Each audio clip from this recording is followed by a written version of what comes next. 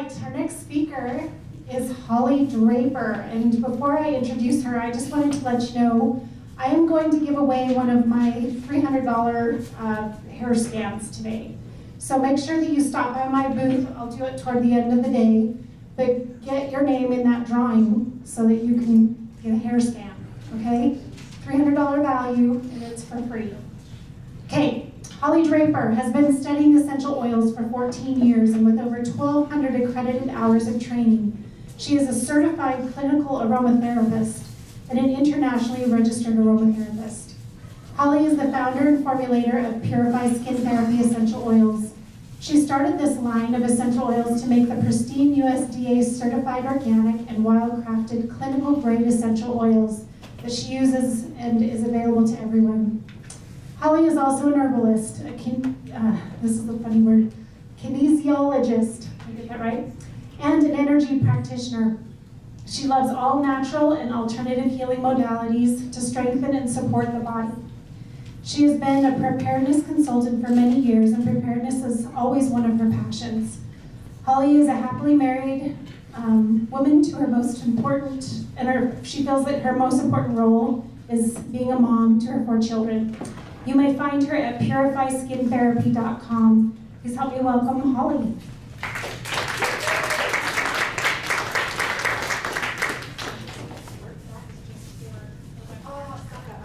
have 2 mics. Awesome.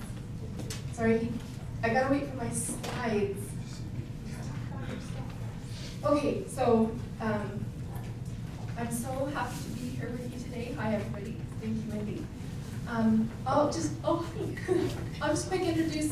Wendy did mention a couple things, but like she said, I've been studying essential oils for a long time. I am a certified clinical aromatherapist and a certified internationally registered aromatherapist. Guess how many people are educated on that level in aromatherapy in the whole state of Utah? Like, there's actually 2. Is all. I know, you wouldn't believe it with all the aromatherapy going on here, but 2 people actually went and got themselves educated and certified in aromatherapy, and I'm one of those people. On top of that, I am graduating in May, this coming May, with a master's degree in aromatherapy. So on top of that, I got a master's degree. Because I love aromatherapy, it is my passion. He's working on those slides. And so I'm trying to think, really, without my slides, my brain is kind of dead. My slides are my prompts, so what else was I going to say? So today, I'm talking about the chakra oils. So how many of you, by raise of hands, have worked with the chakras to help work with the body? Good, good, good. And how many of you have used essential oils before? By raise of hands. You are my kind of people, all of you, so I love that. Are we ready? Oh, perfect, we're ready. So let me fast forward through. So this is my cute family. This guy right here, my oldest son, is on a mission. This week is his year mark in London, England. He's serving his mission, and he loves it out there, and these are my cute kids. So I'm going to, go through this really quick. This was my introduction. I'm also the founder and formulator of this company, and I'll talk about a little bit about why these oils are different from other oils on the market, because they are. Really quick, I'm not diagnosing or prescribing, treating, curing anything. This is for informational purposes only. Let's talk about the chakras. Okay, so if you haven't worked with the chakras before, they're amazing. They're amazingly powerful on the body. But there's 4 main things that the chakras do that is important to understand. So the first thing that the chakras do, they are the body's main energy centers, okay? It is literally where your body gets energy from, is the chakras. The word chakra in Sanskrit means wheel and indicates the continuous motion of your chakras. They are not stagnant. They constantly are moving depending on your mood, your attitude, your feelings at that moment. They move in and out, they go big and small, and they actually change colors too.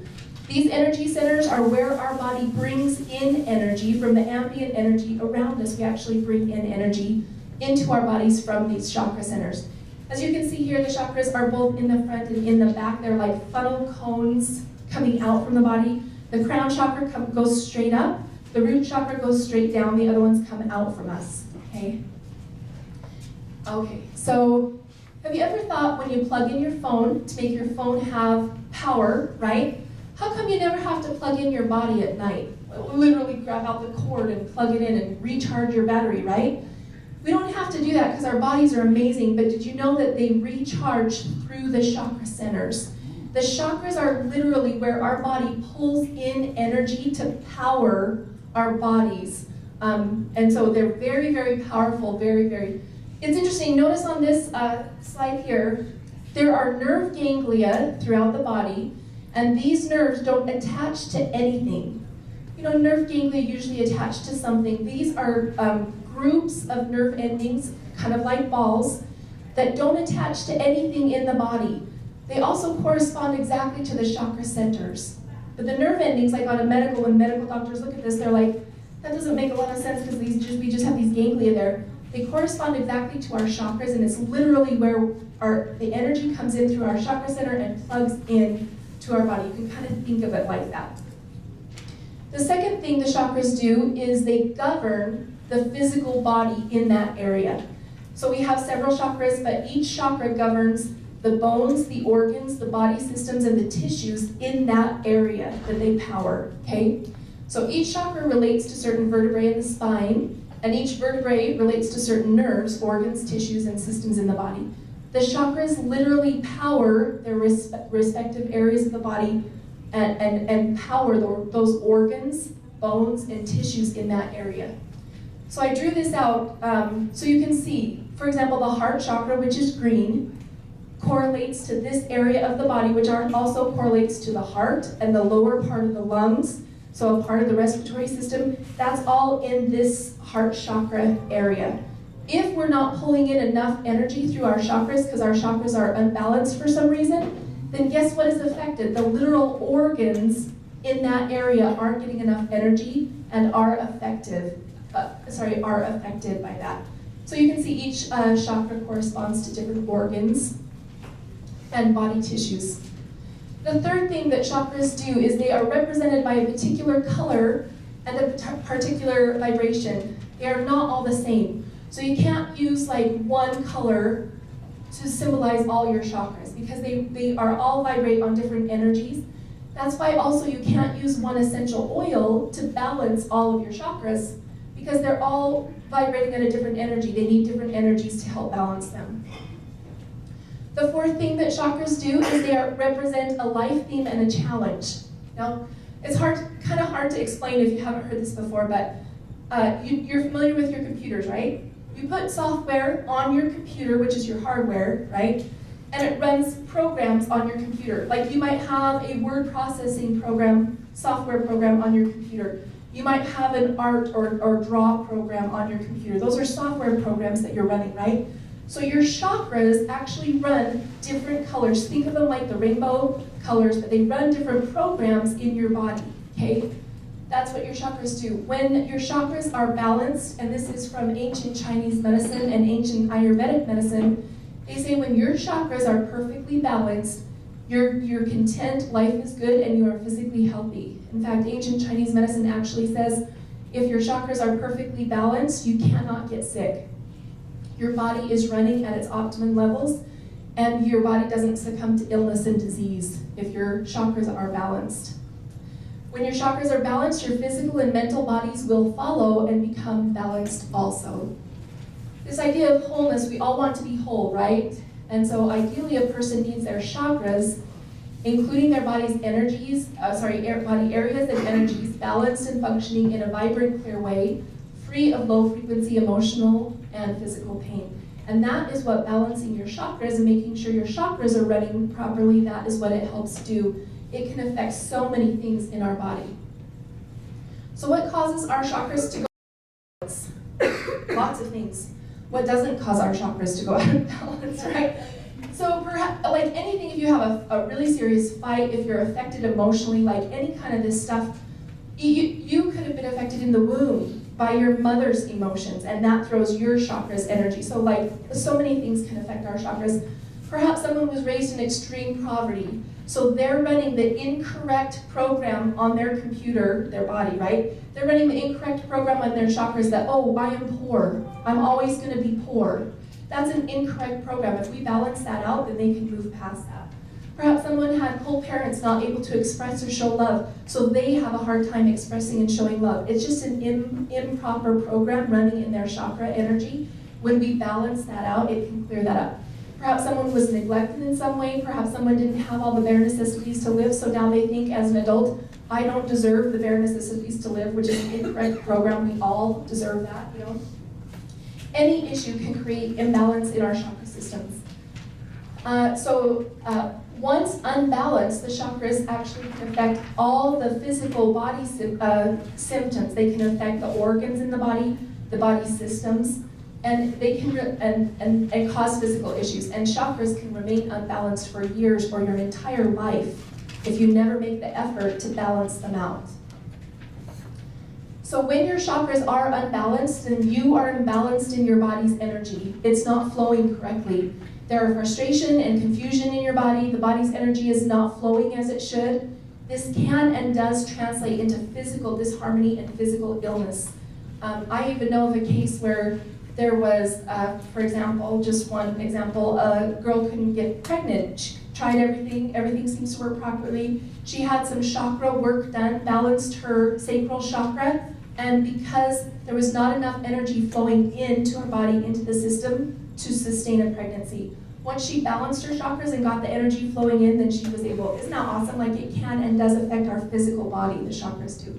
Oh, and one thing too, some people, I got this a lot when I started learning about the chakras. People are like, oh, chakras, they're bad and I don't have them.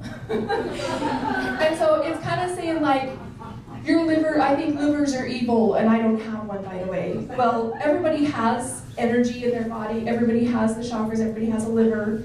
If you like it or not, it's there. So if we understand how the body works and our body's energy system and work with it to be healthier, that's a good thing. You know, energy work is not a bad thing. So let's talk about your chakras, and you'll see a little bit more of what I mean as we go through these. First, we're going to start at the root chakra. The root is the lowest chakra that is on the physical body. There are chakras below the body and above the body, but we're going to talk about the 7 main ones on the body. We're starting with the root chakra. By the way, when you start to balance the chakras, you always start at the bottom and go up. It's like building a house. You always build the foundation first. You don't put the roof on the shingles on the roof first. You start at the bottom first and go up. So the root chakra is red. It's at the bottom. The location is at the base of the spine. If you think about the base of your spine, the very tip of your tailbone, that is the center of your root chakra. So the location is the base of the spine. Its program that this software of your root chakra is running is survival. All your root chakra cares about is surviving. If you were to turn it into one sentence, it would be I am, because all it cares about is me, me, me. Your root chakra doesn't even know other people exist. All it cares about is me, me, me, me, me, okay? So it has to do with all your basic needs to survive, like your right to live, your right to have food, water, warmth, shelter, safety, and security. These are things that every person has the right to have, right? But when you don't, or you were neglected, or you don't have those things for some reason, then your program might be running a little bit off. So it's all about the right to, I have the right to live and be safe. I am at home, that you should be as at home on this planet as anyone else. We all, this is all of our home. So it deals with issues like security, stability, grounding, survival instinct, physical identity, physical health, prosperity. I think this is so interesting. Prosperity and the ability to manifest money in this life is in the root chakra energy. It's the lowest frequency energy the body produces. Isn't that interesting? And yet it's like the ultimate goal of every person. I just want to make tons of money and live the life, right? It's the lowest frequency energy we have. And if we can balance our root chakra, then we can manifest what we need in our life. Also deals with self-preservation and primal energy. So it represents our foundation and feelings of being grounded. You may know that the root chakra, just like its name, starts at the tip of your tailbone at that spot, but like the roots of a tree, grows down the inside your legs and out the soles of your feet and actually touches Mother Earth. That's why it's called the root chakra, because it has roots that go down. And so it is our energy center for grounding and becoming balanced and grounded. All right, so it governs, the body systems that this chakra governs are the elimination, excretion, circulation, kidneys. Even though the kidneys are higher in the body, they deal with the elimination, so they are in the root chakra energy, and the adrenal glands. So those are the parts of the body that the root chakra governs. Again, so if you have issues with some of the, you have the kidneys here and the ureters and the colon and stuff like that, those actually are red. It's hard to tell in this slide, not orange, but those are the body parts that the root chakra governs. If your root chakra is perfectly balanced, then all you ever experience is the perfect emotion of faith and trust. Because you have all your needs met, and you know that all your needs will be met in this life. There's plenty to go around. If your root chakra is off, the demon of the root chakra is fear. Have any of us ever experienced fear or lived in fear from time to time, right?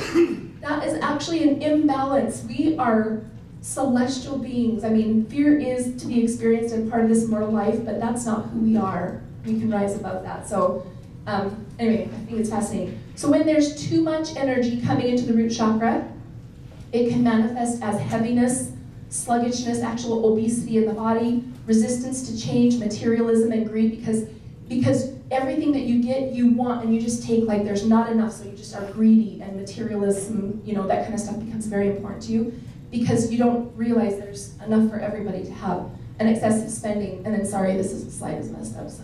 And when there's not enough energy coming into the root chakra, it can actually manifest as fearfulness, anxiety in your life, a disconnect from your body. When you're not grounded in your body, your energy tends to come up out of your upper energy centers. That is where worry, fear, and anxiety are all up here when your energy is not fully in your body and you're not grounded. So the root chakra, if you can ground yourself, really helps with those worry, fear, and anxiety type emotions. Indecisiveness, insecurity, being very spacey and flighty, lack of abundance, and difficulty manifesting things that you want to come to you in this life. All of those are imbalances in the root chakra. So there are many ways to balance your chakras. I'm not even suggesting that essential oils are the only way. I mean, there's sound therapy, there's color therapy, there's energy work, there's lots of ways to balance your chakras. However, using essential oils to balance your chakras is by far the easiest and quickest ways to bring your chakras into balance, because you barely have to have intention, because the oils are so energetic, they pretty much do all the work for you. It's because the oils themselves are energetic, and they powerfully pull the energy in your chakras to where it should be, balancing them just by getting the correct oil into the chakra energy wheel. You can help balance your chakras. Oh, Sean, I totally forgot. Would you bring me up a tester strip with root chakra on it? And bring up the chakra oils for me, would you? So what I did was I actually went through and formulated, because it's so important for health and for mental and physical health, for our chakras to be balanced. So I went through and actually blended a whole chakra line of oils. They have the colors on them corresponding to the chakra that you use it with. And so I'm going to pass around, for example, because we talked about the root chakra oil. When you smell this essential oil blend, it's very earthy smelling, very spicy, low frequency energy, because that matches the root chakra. So it doesn't matter if your root chakra is too much energy or too little, it helps pull the energy center into balance. John's going to pass around so you can all smell the root chakra, and he's going to bring you those oils. So I want you guys to smell it and get an idea. When you smell, go ahead, yeah. So when you use these oils, now there's 9 chakra oils. In 20 minutes, I did not have time to go over all 9 chakras, you guys. So what I did was I recorded the whole class for you. So that was the root chakra only, but there are 9.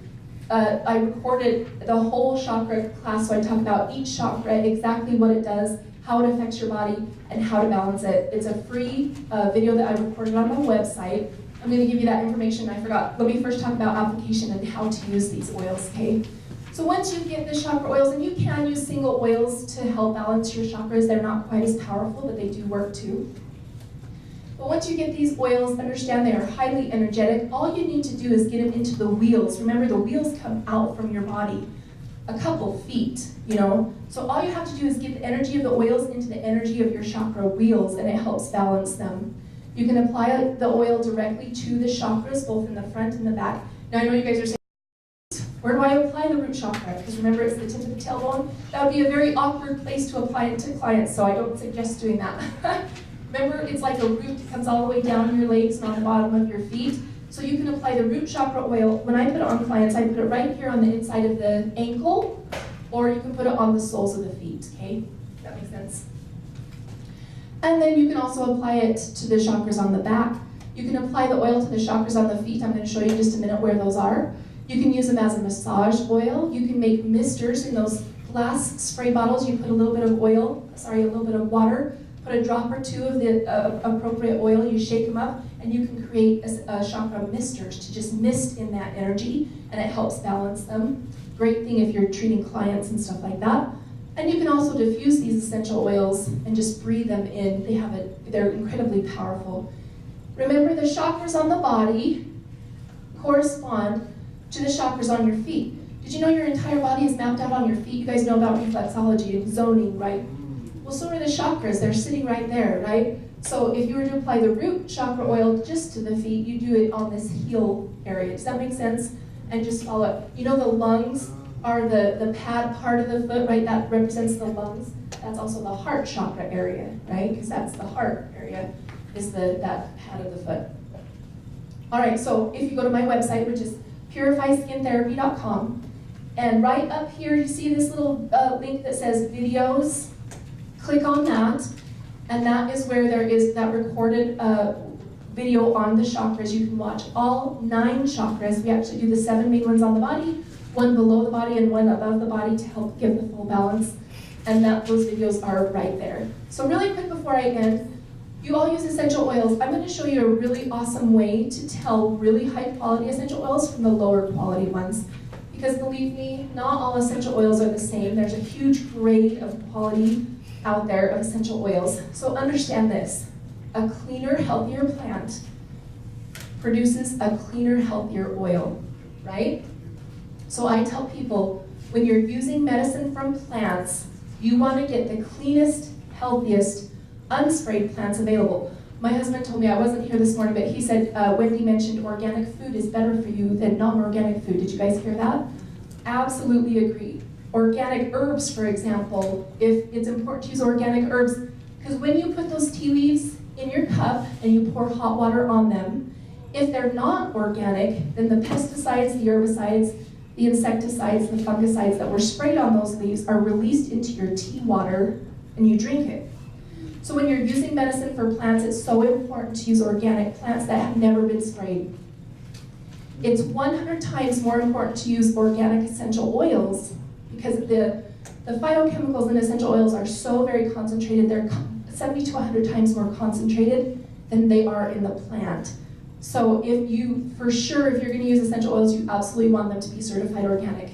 That's why our company, Purify Skin Therapy, ensures that all of our essential oils, all of them, are USDA certified organic or wildcrafted. We don't even carry sprayed oils, conventionally produced oils. We believe all therapeutic essential oils should come with this guarantee of being organic, but be careful, they do not. In fact, most essential oils out there are not organic. Does anybody dare venture a guess? Sorry, I have 15 minutes left. Dude, I'm going so fast, like I'm gonna have extra time.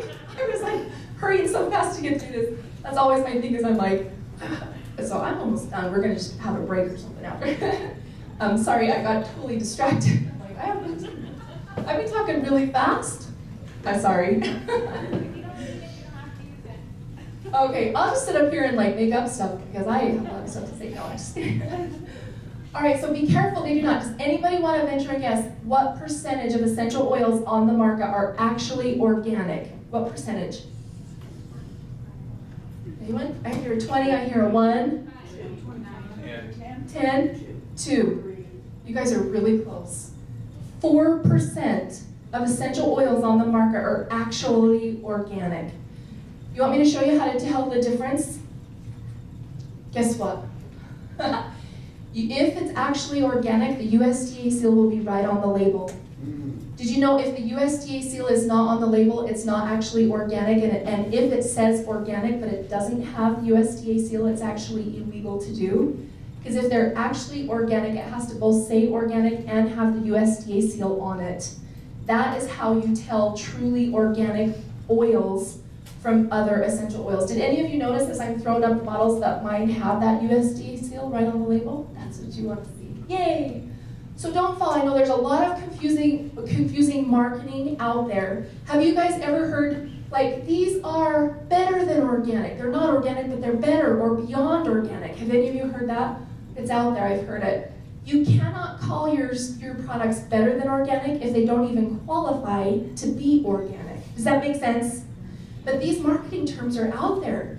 And so you guys are more savvy consumers, so don't fall for these tricky, none of these terms means that it's organic, okay? So if you want amazing certified organic essential oils from all over the world, in fact, we source most of our essential oils from all over the world, now you can't get them. That's what we do. Did you know that we are the only essential oil company in Utah that is so committed to the quality of organic essential oils that we only carry USDA certified organic and wild crafted? You know what else? We're the only essential oil company in Utah that has a certified clinical aromatherapist, and that should mean something to you. So we're also one of a handful of essential oils in the whole country that is so committed to quality that we only sell USDA certified organic and wild crafted essential oils, and we are so proud to be one of those. What makes us completely unique is we hand bottle every single one of our oils. Because did you know when they get those big machine bottlers and they pour in the hopper orange oil, you know, and it bottles 500 bottles at a time, that's fantastic. But then they just take peppermint oil and pour it in the hopper and bottle 500 peppermint oil. I've been contacted by these companies and I ask them every time, I'm like, do you clean them in between? And they're like, do you know how much it costs to clean those machines in between? Heck no. And so there's always cross-contamination when you machine bottle. And so we hand bottle because we want to keep our oils 100% pure. And we only use cobalt glass blue bottles because they better protect your essential oils from light and UV rays, so your oils will actually last and be medicinal for longer. We go to these extremes to bring you the purest, cleanest, and most effective oils on the market, guaranteed by the USDA. They are the purest and the cleanest on the market. Awesome, so you got our website? Sorry, I was really hurrying to get through that, and I'm done. Does anybody have any questions? We went through the chakras, yes? You said USDA or wild. Oh, I would just be so happy to tell you the difference. So not every essential oil can actually be certified organic, and not every essential oil can actually be wild crafted. So wild crafted means that the plant spontaneously grows like a weed somewhere in this world. For example, have any of you ever seen a dandelion? Right? You go out and you say, curses, and you pull it up. Did you know dandelions are fantastic herbs? They like clean out your liver, detoxify your body. So like those, they grow all over the world. For example, our balsam fir grows on the northern mountains in Canada. Nobody goes and plants those huge evergreen pine trees on the mountains. They just grow there spontaneously. So they cannot be sprayed to be wild crafted. It has to grow there naturally. Then they have to go in and ethically and sustainably harvest it, and then they process it into an essential oil. That is what wild crafted means, but that also means that they're completely unsprayed. So that's what wild crafted means versus certified organic farming, where they can't use any toxic or synthetic pesticides, anything like that. So those are the two highest grades of essential oils. Thank you for asking that question. Yes?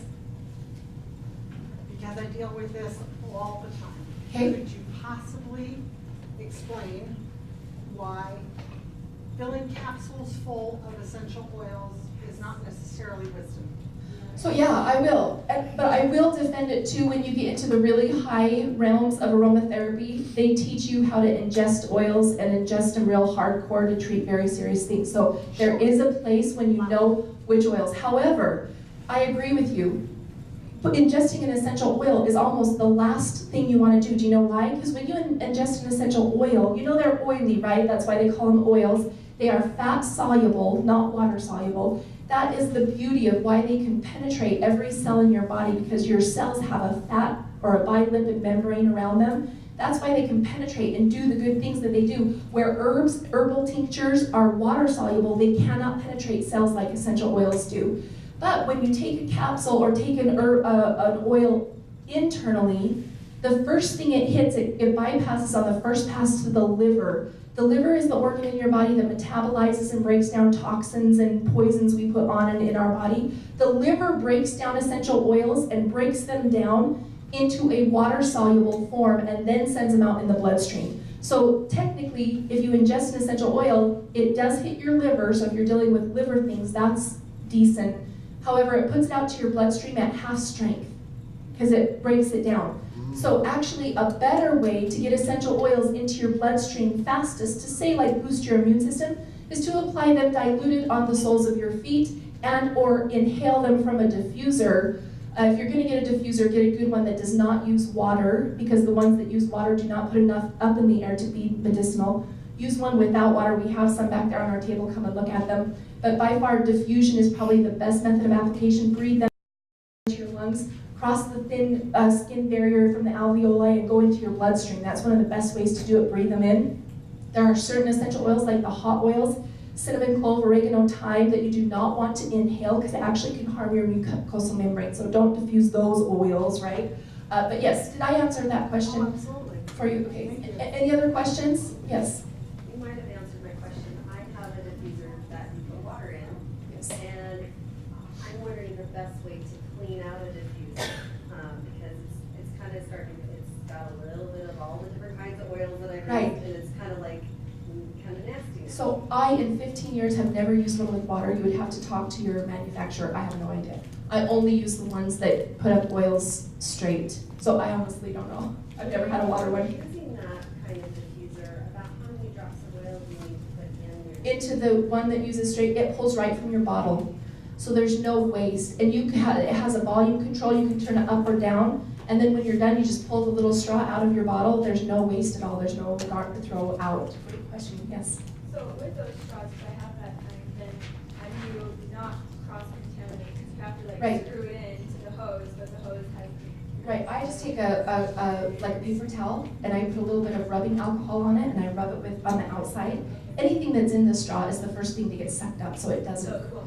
cross-contaminate. Sorry, I lost my slide, but you guys got the website. Any other questions? You guys have been fantastic. Thank you so much for your attention. We're back there. If you have any other questions, come smell our oils. You will smell the difference because they are superior quality. Thank you so much, you guys.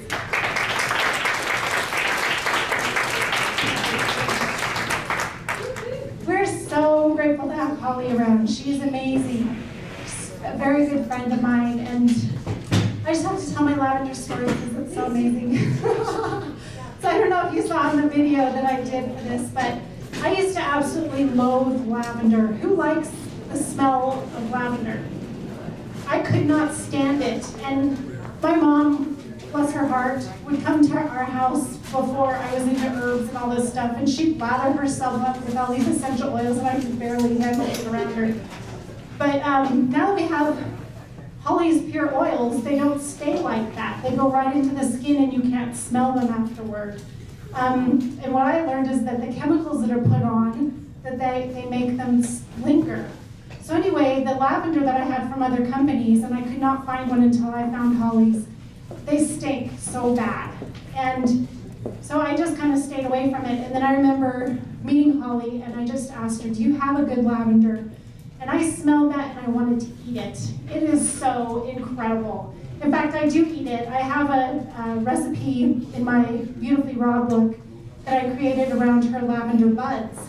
And so there's a lavender pudding that you can get that has those yummy lavender buds. So I eat her lavender now. It's amazing, but it's the only one that I like. So get her oils. They're awesome.